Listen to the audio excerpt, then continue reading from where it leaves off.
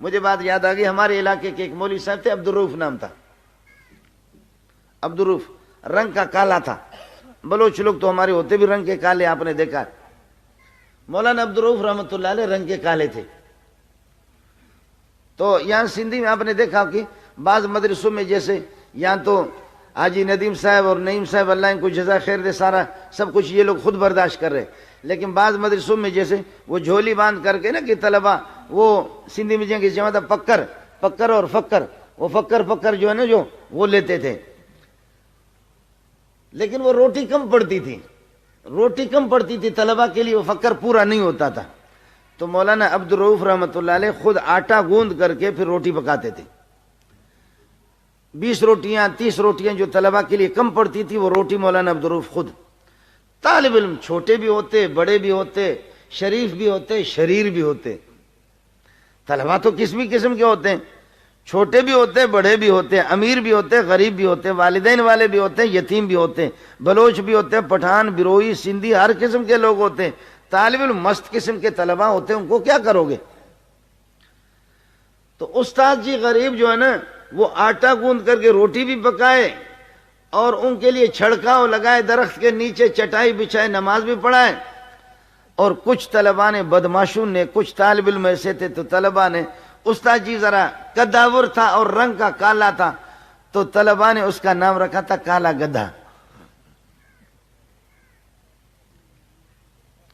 گدھا تو آپ سمجھتے ہو سندھی میں گڈھا جو ہے، کالا گدھا اس کا نام رکھا۔ اللہ اکبر، انسان ہے، دل کا کمزور ہے۔ حضرت رحمت اللہ علیہ کو جب پتہ چل گیا کہ میں ان ظالموں کے کپڑے بھی دھوتا ہوں، ان کو روٹیاں بھی کھلاتا ہوں، ان کے لیے خود وہ جو شہر سے جو پکر لاتے وہ پکر وہ تو کم پڑتا ہے، میں خود روٹی پکاتا ہوں ان کے لیے، اتنی خدمت کرتا ہوں، ان کو پڑھاتا بھی ہوں، قرآن پڑھاتا ہوں اور ان کے ساتھ محنت بھی کرتا ہوں، یہ ظالموں نے، ان لوگوں نے کچھ نے میرا نام کالا گدھا رکھا ہے۔ تو انسان ہے۔ وہ عشاء کی نماز کے بعد، عشاء کی نماز پڑھ کر کے جیسے اس کو پتہ چل گیا، عشاء کی نماز کے بعد اپنے کمرے میں، بیوی بچوں سے بھی نہیں ملا، کمرے کو اندر سے کنڈا لگایا اور یہاں پر روتا رہا اپنے کمرے میں۔ اب آدھا گھنٹہ پونا گھنٹہ روتا رہا کہ یا اللہ یہ کیا ہے، میں 100-150 طلبہ ان کو پڑھاتا اور ان ظالموں نے میرا نام گدھا رکھا ہے۔ استاد کی عزت یہی ہوتی ہے۔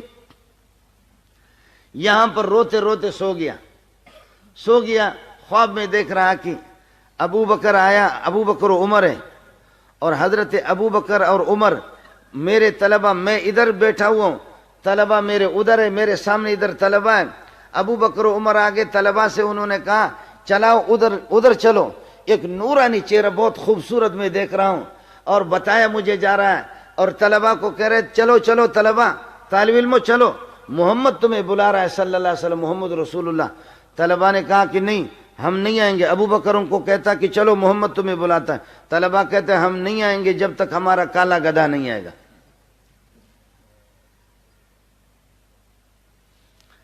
پہلی رات انہوں نے یہی خواب دیکھا، دوسری رات انہوں نے یہی خواب دیکھا، تیسری رات انہوں نے یہی خواب دیکھا۔ طلبہ کہتے کہ نہیں ہمارا کالا گدھا، تو پھر مجھے طلبہ ساتھ لے گئے، انہوں نے کہا کہ آپ آگے ہو جائیں، کالا گدھا آپ آگے ہو جائیں، ہم پیچھے۔ اب ان کی بدولت بلایا ان کو تھا، اور انہوں نے کہا کہ نہیں ہم نہیں جائیں گے جب تک ہمارا کالا گدھا نہیں آئے گا۔ تو پھر انہوں نے مجھے ساتھ لے لیا اور ساتھ لے جا کر کے محمد رسول اللہ سے ملایا۔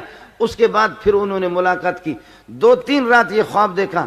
خواب دیکھنے کے بعد آ کر کے طلبہ کو جمع کیا اور رونے لگے، طلبہ کو جمع کر کے رونے لگے، کہنے لگے ہو تو بہت بے غیرت تم لوگ، اور بے احساس و باتیں تو تم لوگ غلط بھی بچے کرتے ہیں، لاپرواہی کے اندر غافل ہوتے تم باتیں کرتے ہو، لیکن تم لوگ وفادار بھی ہو، ظالموں تمہیں پڑھاتا بھی ہوں، اور تم لوگوں نے جس دن سے مجھے گدھا کہا، میں نے کبھی محمد کو اس جلوہ میں خوبصورت نہیں دیکھا، لیکن اب میں نے محمد کو جو خواب میں دیکھا وہ تمہاری برکت کی وجہ سے۔ ہو تو بے غیرت تم لوگ، لیکن پھر بھی تم کہتے محمد سے ہم نہیں ملیں گے جب تک ہمارا کالا گدھا نہیں آئے گا۔ یہ تمہاری بڑی مہربانی ہے کہ میدان محشر پہ بھی اس غریب کو یاد رکھ لینا۔